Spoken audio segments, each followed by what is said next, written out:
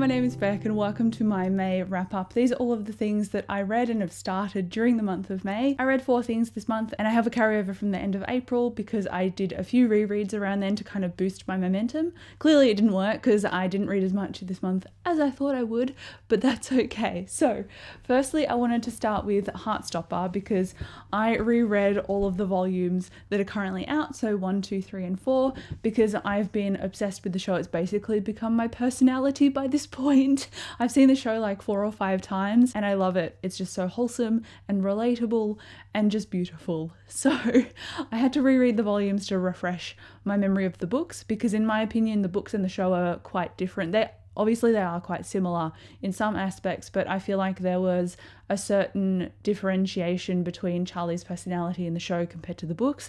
And I think I like book Charlie better, but I still love Joe Locke's portrayal of Charlie. So I love the show and I love the books. And I gave all of these 5 stars. I have a separate review for the 4th volume actually. And in that review, I gave it about 4 or 4.5 stars because I said that it felt a bit fleeting compared to the others.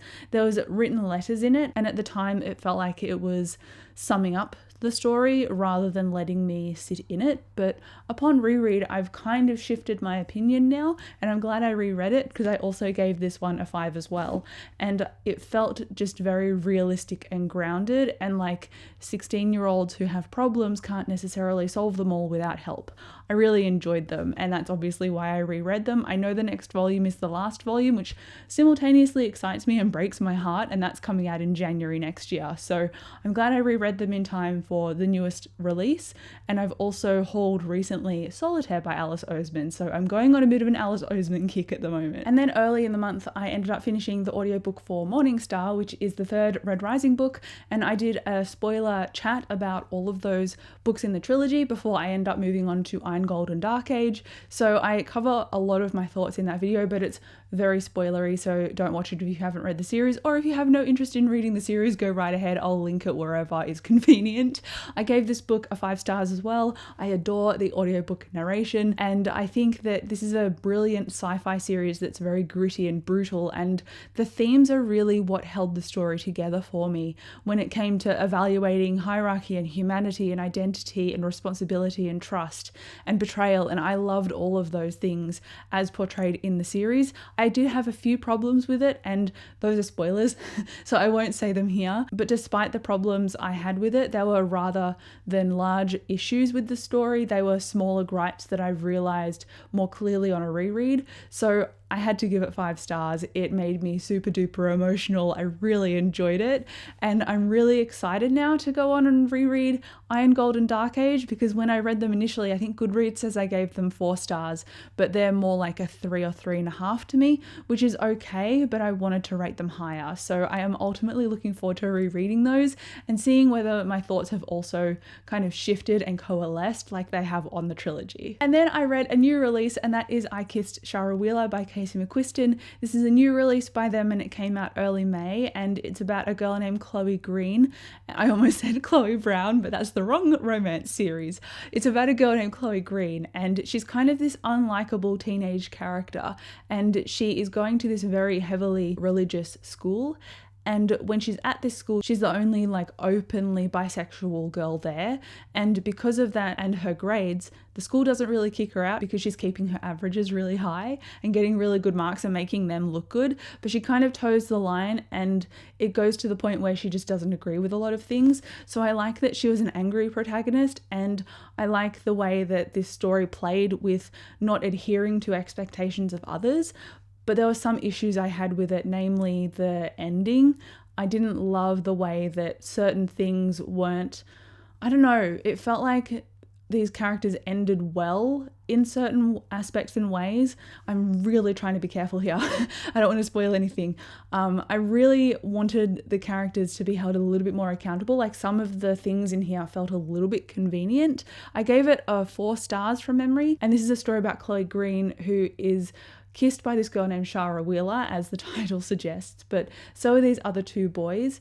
And Shara Wheeler has left all of these notes kind of like a treasure hunt murder mystery style in order to track her down and find her again. So it's like a rich girl goes missing and then a trio of unlikely friends get together and try and find her again. So I like the tropes of found family in here. I like the enemies to friends dynamics in here. I really enjoyed generally the way that the story was put together, but it wasn't a story that I was obsessed with, and I loved One Last Stop and Red, White and Royal Blue. So this felt like a little bit of a step down for me, not in a negative sense, just in an enjoyment sense. I'm not sure exactly why. I can't quite put my finger on it, but I guess I just didn't love the characters in here compared to how much I loved Alex and Henry in Red, White and Royal Blue. So maybe it was just that. But if you've read this, let me know. I would like to know whether you liked it more or less than Casey McQuiston's other works. I'd be interested to find out, because I definitely liked it less, but that doesn't mean that I didn't like it. I really enjoyed this too. And then from that point onwards, my reading expectations didn't quite match with what I ended up finishing. So Shara Wheeler I expected to be a 5 stars and to drive my momentum into being obsessed about reading and to picking up a whole bunch of other stuff. And then I got a few Terry Pratchett books from my partner for my birthday in early May, and I was like, I'm gonna smash into Terry Pratchett as well, and that didn't quite happen.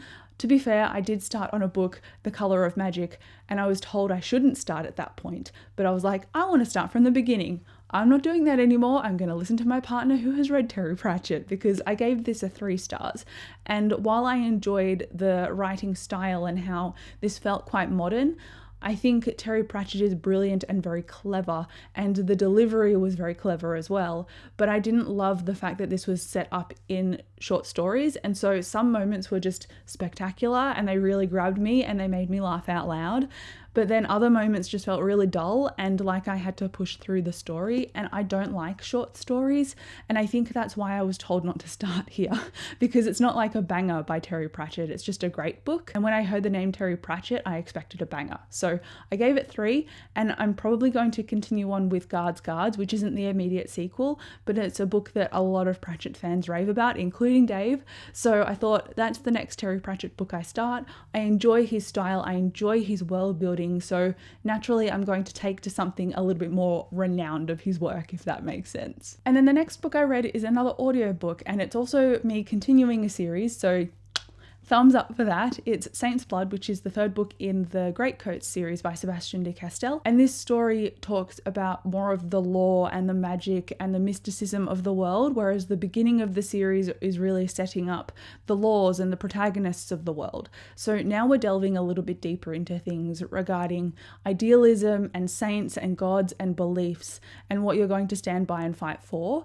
And I like all of the themes in here. I love the characters and the banter. There were some moments in here that made me laugh. They were quite funny. There were other moments that were just heartbreaking. And Sebastian de Castell really does so much with his characters. And in every book that I've read in this series by him, he has simultaneously made me laugh and then made me almost cry. So he really knows how to tug on your heartstrings. And that's why I keep revisiting his work, because I love the tone and the voice in them. But sometimes I found Falkio a little bit annoying. But that's only because he's not supposed to be an entirely reliable character. He's driven a lot by his anger and his haste and his grief that he has turned into anger and turmoil over time. So I love that deep exploration of him. And I think in here he's grown a little bit more compared to what he was in book 2. And then I'm also currently reading the next book in this series, which is also the conclusion, and he's taken another massive leap in his character growth. So I love how these books really grow and they develop not just Falkio but the characters around him. And I think that's something I really appreciate when I go into a work, because I don't want to just be connected to our protagonist. I want to understand and empathize with the characters around them as well, and that's what this series does for me very perfectly.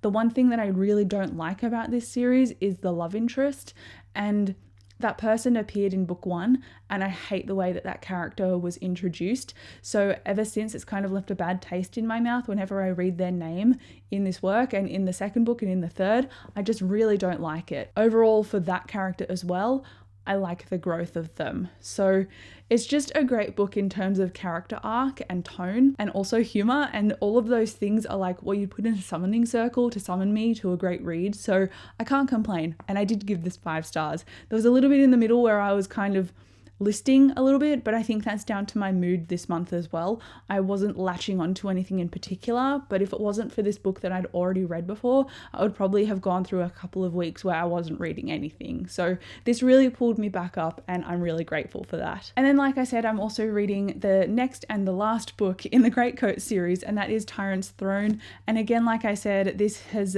furthered the development of all of its protagonists, well, all of its characters. I mean, Falkio is the protagonist, but I love now how it's become even more and more broad in terms of its politics and how far Falkio has to push his understanding of things. I like that it tests him all the time, and not just physically, but very much mentally and with his ideals as well, and his relationships. I really love that about this series. But I'm still currently reading this. I've got just over 2.5 hours left of the audiobook, so I'm anticipating finishing it pretty early in June, because I'm filming this wrap up on the final day of May, so this is going to be finished quite quickly. And then I'm also currently reading a physical book, and that is The Bone Ships by R.J. Barker, and this is a pirate fantasy book, and it's really setting up a lot of its characters at the moment. And I'm 150 pages in, and I thought, I really want this to be moving a lot quicker. I think that's just the way it is. It's a slow burn, and so that is testing my mettle a little bit when it comes to reading, because I really want to get through things quite quickly. And I am doing a reading vlog for both of these, because I thought, I'm not going to be able to finish them by the end of the month, so I'm going to kind of sum them up and then put them in a vlog. Obviously it will be spoiler free, and obviously that'll be up on my channel in the next couple of days. So I'm aiming to finish this super soon, and I've heard such rave reviews about this that I'm like, well, is it going to flip over in the last half and be absolutely jaw-droppingly amazing? Or am I just going to stick around the 3.5 rating that I've put aside for it at the moment? So we're currently following Joran, who is about 19 years old, and he's a shipwife or a deckhand, and he's been given this responsibility kind of by proxy, and he's actually a drunk because he witnessed his father's murder. And so he's kind of reveling in all of this self-loathing and relying on alcohol. And this character, Lucky Mies, she is a pirate kind of queen rebel, and she has now taken over his crew and his ship, and she's kind of pulling him out of this stupor that he's allowed himself to sink into. So we're getting these characters and those around them clashing quite a lot and trying to be established in the world and on this black ship, which is like the pirate ship that they're currently understaffed and undercrewed for. So I think there is going to be an awesome plot here, but it's just taking a long time to build up to that point. So I think this is just very much a setup book, and it's challenging me to get into. There's also a lot of terminology in here, especially at the start, and I'm still encountering new words, and I'm 150 pages into it, like I said, so it is a challenging beginning, but that doesn't mean it's not enjoyable. I think I'm just used to currently the tone of Falkio, and he's got a very easy tone to latch onto, whereas this one is a little bit more flowing and descriptive, so I'm finding it a little bit jarring to go back and forth. So I think I just need to put my audiobook down for a little bit, or alternatively finish it quickly, and then after that's out of my head, I'll be able to go into this and just focus all my attention on it. I'm aiming to finish this early June as well, so hopefully these are finished early June, but those are all of the books that I read during May. Some of them were the end of April, so this reading wrap up is kind of all over the place. But if you read anything that is on my list here, let me know down below. I'd be interested to hear from you. Thank you again so much for watching this video. Consider subscribing if you would like to. It would support me and I would love that. But thank you again so much for watching, and I'll chat to you down in the comments. Bye.